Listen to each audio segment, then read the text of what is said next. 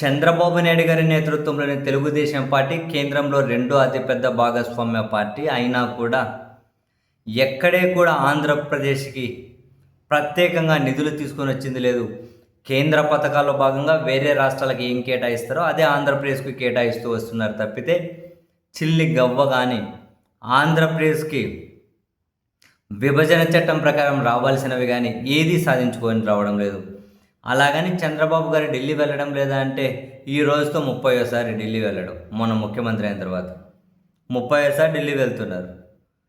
మరి రాజకీయ ప్రయోజనాల కోసమా, ఆర్థిక కోణాలు ఉన్నాయా, ఇంకేమైనా కనిపించని ఎజెండా ఉందా తెలియదు. నిన్న ప్రధాని నరేంద్ర మోదీ గారేమో చంద్రబాబు గారి ఇంటికి వెళ్ళారు. ఈరోజు చంద్రబాబు గారేమో ఢిల్లీలో అమిత్ షా గారి ఇంటికి వెళ్తూ ఉన్నారు. అమిత్ షా గారిని కలిసి సాయంత్రం సిఐఏ సమిట్లో పాల్గొని రాత్రికి ఢిల్లీలోనే బస చేసి రేపు మరికొంతమందిని కూడా కలిసి తిరిగి రానున్నారట. ఢిల్లీకి మాత్రం హైదరాబాద్ నుంచి వెళ్తూ ఉన్నారు. బహుశా ఢిల్లీ నుంచి తిరిగి వచ్చేటప్పుడు గన్నవరం వస్తారో లేదంటే మళ్ళీ హైదరాబాద్కి వెళ్తారో తెలియదు. ఏదైనా పొలిటికల్ డిస్కషన్సా లేకుంటే రాష్ట్ర ప్రయోజనాల కోణమా, ఏవైనా కీలక పరిణామాలు జరగబోతున్నాయా తెలియడం లేదు.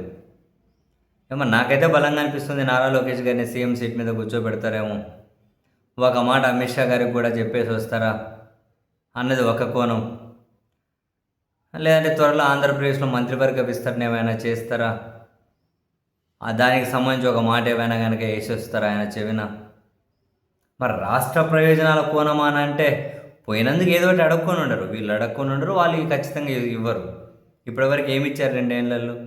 డబల్ ఇంజన్ సర్కార్ అని, కేంద్ర కూటమిలో రెండో అతిపెద్ద భాగస్వామి అని రవ్వంతైన ఆంధ్రప్రదేశ్కి ఎడ్జ్ కనిపించిందా, ప్రయోజనం కనిపించిందా? వీళ్ళ పొగడ్తలతో వాళ్ళ పత్రికలు, టీవీ ఛానళ్ళు నిండిపోతూ ఉన్నాయి.